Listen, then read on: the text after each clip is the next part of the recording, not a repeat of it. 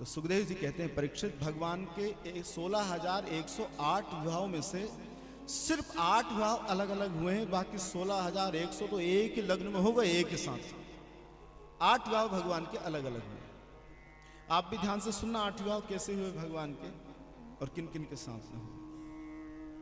भगवान का प्रथम विवाह रुक्मिणी मैया के साथ, दूसरा और तीसरा विवाह ये कैसे हुए? अच्छा, भगवान का एक अष्टाक्षर नाम का अक्षर का मंत्र है, ओम नमो नारायणाय।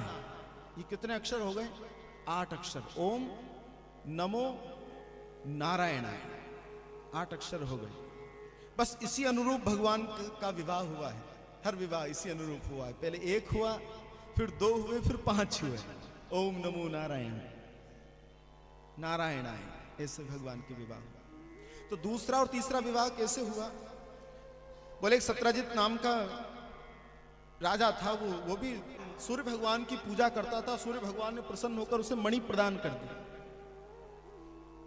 समयंतक मणि, और वो मणि नित्य प्रति 8 भार सोना देती थी। 8 भार कितना होता है? 8 भार, 1 भार सोना कहते हैं 20 तोले को। 1 भार 20 तोले, 1 भार। तो 8 भार सोना नित्य प्रति वो मणि देती। तो सब लोगों ने कहा, यदुवंशी ने बोले एक काम कीजिए महाराज, ये मणि आप द्वारकाधीश को दे दीजिए, ये बड़ी विचित्र मणि है, इसमें बड़ा वैशिष्ट है, तो भगवान के पास में होना चाहिए। बोले ठीक है, आप जो कह रहे हैं वो तो सब ठीक है, लेकिन जो अच्छी वस्तु है वो कृष्ण को दे दी जाए, ये कोई आवश्यक नहीं है, मैं नहीं दूंगा। मना कर दिया तो किसी ने फिर दुराग्रह भी नहीं किया और वो मणि लेकर वो चला गया।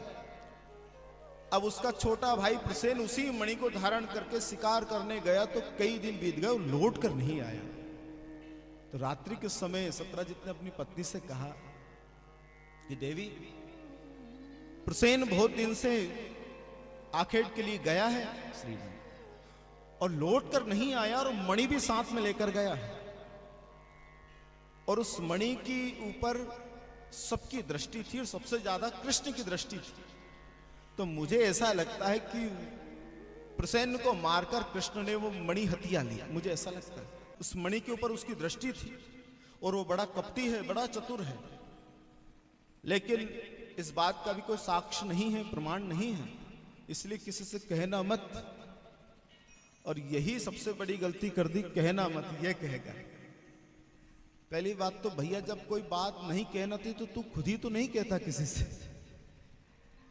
जिस बात को हम गुप्त नहीं रख सकते, हम ये इच्छा करें कि मैं इससे कह दूं वो गुप्त रखेगा, तो वो कभी गुप्त नहीं रह सकती, वो तो फैलना ही है। और जब उसको गुप्त रखना था तो तुझे खुद ही नहीं कहना था, उससे खुद नहीं कहना था।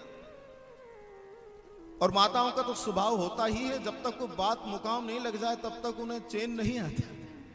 और वो तो प्रातःकाल होने की प्रतीक्षा करने लगी। प्रातःकाल होती अपनी सखियों के पास में गई, जाकर कह दिया, बहन पहले तो लोग माखन मिश्री चुराते थे, अब तो मणियां चुराने लगे हैं। सीधे सीधे भगवान के ऊपर आरोप लगा दिया। और दूसरी ने तीसरी से जब कहा तो उसने तो नाम लेकर ही कहा, बोले कृष्ण के बारे में ऐसा कह रही थी, द्वारकाधीश के बारे में, सत्राजित की पत्नी। देखते ही देखते वो बात पूरी द्वारिका में फैल गई। और भगवान के पास जब वो बात पहुंची तो भगवान ने तुरंत सुधर्मा सभा का त्याग किया, और कुछ सैनिकों को साथ में लेकर भगवान उस मणि की खोज में निकल गए। जब भीषण वन में भगवान पहुंचे तो देखा प्रसेन मरा हुआ पड़ा था, लेकिन उसके मृत देह के आगे सिंह के चरण चिन्ह बने हुए थे, शेर के पंजों के निशान थे। तो उनका पीछा भगवान ने किया, मणि तो वहां भी नहीं मिली। आगे जाकर देखा तो शेर भी मरा हुआ पड़ा था, और उसके मृतदेह के आगे रीछ के चरण चिन्ह थे, और वो भी किसी साधारण रीछ के नहीं थे। जिसने शेर को मारा वो रीछ तो जामवंत जी ही हो सकते हैं। श्री राम जय राम, साधारण रीछ नहीं थे, ऋक्षराज जामवंत जी ही थे। जब भगवान ने उनके चरण चिन्हों का पीछा किया तो एक बड़ी सी गुफा दिखी। भगवान ने उस गुफा में प्रवेश करने लगे तो सैनिक भी आने लगे। भगवान ने कहा, तुम्हें नहीं आना है, तुम यहीं रहो और 12 दिन तक मेरी प्रतीक्षा करना। अगर उसके पहले में आ गया तो ठीक है, नहीं तो तुम द्वारिका लौट जाना। भगवान ने ऐसा आदेश उनको दिया। और भगवान ने उस गुफा में जैसे ही प्रवेश किया तो वो दिखने में ही गुफा थी, अंदर तो बड़े बड़े महल बने हुए थे उस गुफा में। एक कन्या घूम रही थी, उसके हाथ में वो दिव्य मणि भगवान को दिख गई। भगवान प्रसन्न हो गए, बोले मणि तो मिल गई, बस अब तो मांगना ही है और लेकर जाना है। बड़े प्रसन्न हुए भगवान। जैसे ही आगे बढ़ने लगे तो जामवंत जी ने यहाँ के पीछे से कंधे पर हाथ रख दिया, बोले कौन हो, बाहर आओ। मेरी बिना अनुमति की तुमने मेरे भवन में प्रवेश कैसे किया? अब भगवान ने हाथ जोड़कर निवेदन किया, अपना पूरा परिचय दिया। परिचय देकर कहा, महाराज मुझे मणि चाहिए, इस मणि के कारण मेरे सिर पर कलंक लग रहा है, मुझे मणि चाहिए। तो जामवंत जी ने कहा कि मणि तो मैं आपको नहीं दे सकता। बोले क्यों नहीं दे सकता? बोले मणि मैंने सिंह को मारकर ली है और ये सिंह को मारने के इतना प्रयास मैंने किया और उतने प्रयास का फल मुझे मणि के रूप में मिला और वो मैं तुम्हें कैसे दे सकता हूं? बोले मणि तो हम लेकर ही जाएंगे। तो जामवंत जी को क्रोध आ गया, बोले मणि चाहिए तो फिर सामने आइए, युद्ध कीजिए, मुझसे द्वंद्व कीजिए, मुझे हराइए द्वंद्व में और मणि ले जाइए इनाम के रूप में। जामवंत जी को ऐसा लगा कि कोई मुझसे जीत थोड़ी पाएगा, इसलिए मणि को देने की शर्त उन्होंने रख ली। भगवान ने कहा ठीक है, अगर आप यही चाहते हो तो हम युद्ध के लिए भी तैयार हैं। द्वंद्व होने लगा।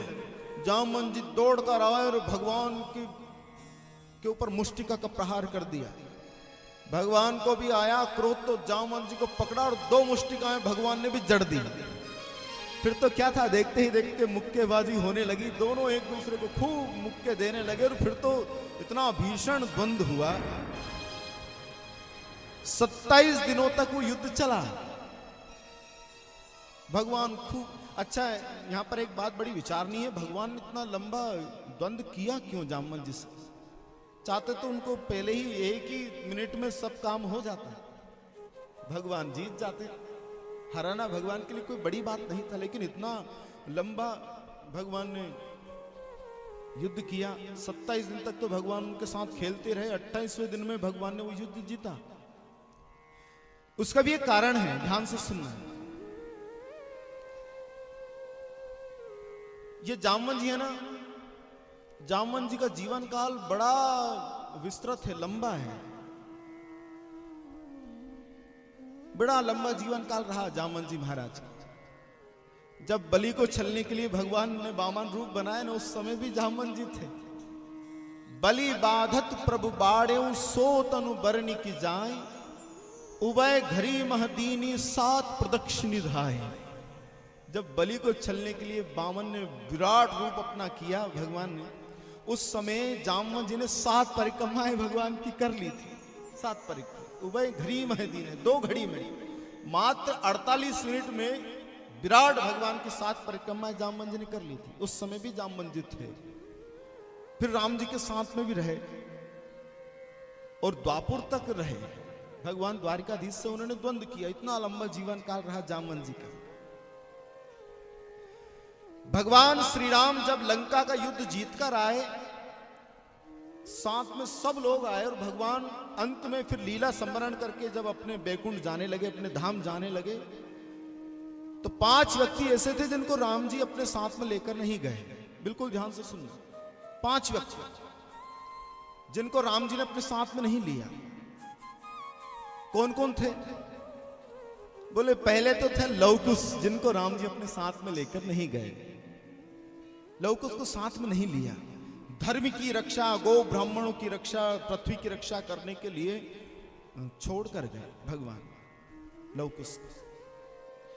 दूसरे थे एक द्विविद नाम के बानर। द्विविद मयंद नील नल अंगद गद बिकटा दधिमुख के हरि निसट सट जामवंत बलरास। जो सेनापतियों में जिनकी गणना होती है वो द्विविद। रामादल में सेनापति थे द्विविद भाई।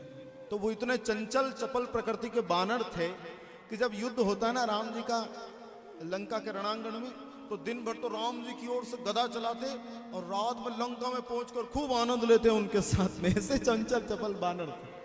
राम जी जब अयोध्या लौटे तो राम जी के साथ में भी आ गए, लेकिन अयोध्या में मन नहीं लगा तो भाग लिए, तो वो राम जी के साथ नहीं जा पाए। और अंत में बलराम जी के हाथों उनका उद्धार होता है। कथा आती है श्रीमद् भागवत में उनकी। तो दूसरे थे द्विविध, जिनको राम जी अपने साथ में लेकर नहीं गए।